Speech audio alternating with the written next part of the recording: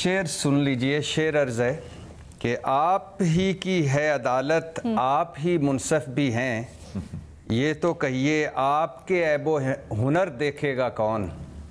और दूसरा शेर है, ये मज़े का शेर है और मुझे बड़ा पसंद है। हमको शाहों की अदालत से तवक्को तो नहीं, आप कहते हैं तो जंजीर हिला देते हैं। और है फैसला खुद बायसे तुहीने अदालत, अच्छा। कुछ कह के मैं तुहीने अदालत नहीं करता।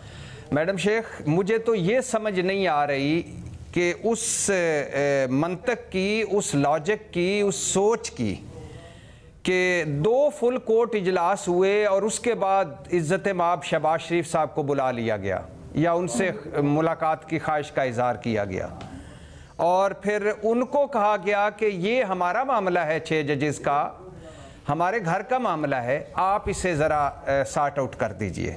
यानी मैं जाऊं आईजी साहब के पास कि आपका एसएचओ जो है उससे मुझे शिकायतें हैं, और आईजी साहब उस एसएचओ को बुलाकर, थानेदार साहब को बुलाकर मेरी इंक्वायरी का हेड बना दें। बेनिफिशरी हुकूमत मतलब कि एग्जेक्टिव उसमें शामिल 6 जजेस के ख़त में, और शहबाज शरीफ साहब को बुलाकर हमारे चीफ जस्टिस साहब ने 2 फुल कोर्ट इजलास बुलाकर घर में 6 जजेस को सुनकर उधर भिजवा दिया। कमाल कर दिया भाई। इस लॉजिक पे सलाम, इस मंतिक पे सलाम। दूसरी बात मैडम शेख, 300 वकला ने खत लिखा, तब संगीनी का मामला समझ आया मेरे चीफ जस्टिस को और मेरी सुप्रीम कोर्ट को। और बाय द वे उसमें साकिब जिलानी का भी खत था जो तसद्दुक जिलानी के बेटे हैं, वकील हैं।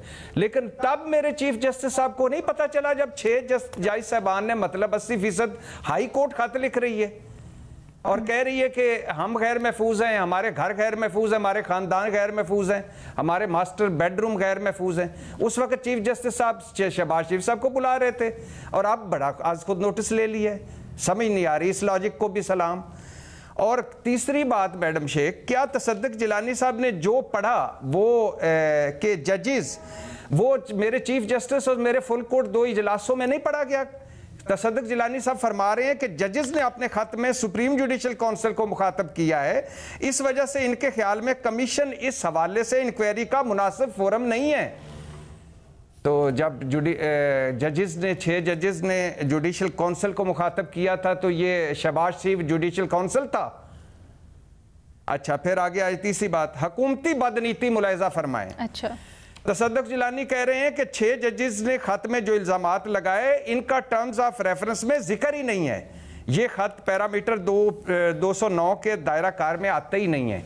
आप अंदाजा करें, पहले चीफ जस्टिस साहब को सलाम पेश करें कि 2 फुल कोर्ट इजलास बुलाकर घर उनको सुनकर मामला उधर भेज दिया, फिर उनको सलाम पेश करें कि वफाकी काबीना के बाद टर्म्स ऑफ रेफरेंस में जो उन्होंने इल्ज़ाम लगाए वो है ही नहीं। 6 जजेस का खत था मैडम शेख, अदलिया का मामला था, अदलिया को देखना चाहिए था।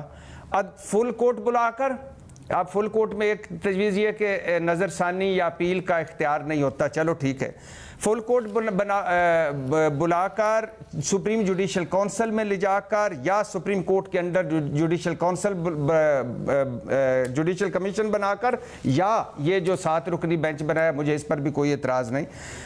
तो इस पे अब सुनना चाहिए, लाइव समातें होनी चाहिए, किसी नतीजे पर पहुंचना चाहिए। ये कोई आम ख़त नहीं है, ये आज़ाद अदलिया का ख़त है और इसमें आज़ाद अदलिया सारों को चाहिए। शौकत सिद्दीकी साहब से लेकर इन 6 तक, 6 से लेकर उन तक एक दूसरे पर फेंकने के बजाय मामले को मंतकी अंजाम तक पहुंचाना चाहिए। और ये बिल आखिर यही होना चाहिए था, पहले भी यही होना चाहिए था, अब भी यही होना है, और यही फोरम है जहां ये मसला हल हो सकता है। लेकिन सर, सिद्दीकी साहब अभी ये कह रहे हैं कि इससे बहुत सारे और मामलात हैं, पेचीदा हो जाएगी सुप्रीम कोर्ट में मामला जाने से। मैडम शेख, सुप्रीम कोर्ट है ना, अभी इब्तदा हुई है। अच्छा, कोई रास्ता निकलेगा ही ना। अदलिया का मामला है, नीचे भी जी बिल्कुल लाइव समातें होनी चाहिए।